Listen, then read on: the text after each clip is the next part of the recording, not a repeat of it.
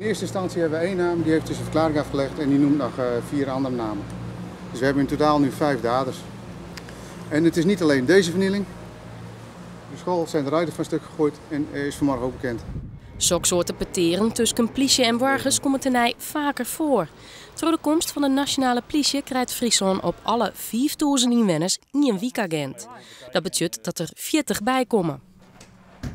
Nou, het belang van het concept van een wijkagent is dicht op de samenleving, weten wat er speelt, weten wat de problemen zijn, weten welke maatschappelijke instellingen daar zitten en daar in gemeenschappelijkheid werken aan veiligheid.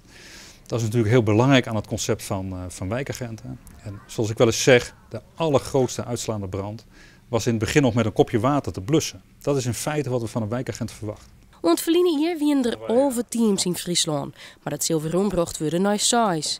Op die wijze moet de politie minder kwetsbaar worden. Of alle politiebureaus wel open blijven kunnen is net duidelijk. En ook net hoe het werk ernaast krijgt uitkomt te zien. Natuurlijk geeft dat onzekerheid. Onzekerheid van, keert mijn functie terug? En veel belangrijker nog, waar keert die functie dan terug?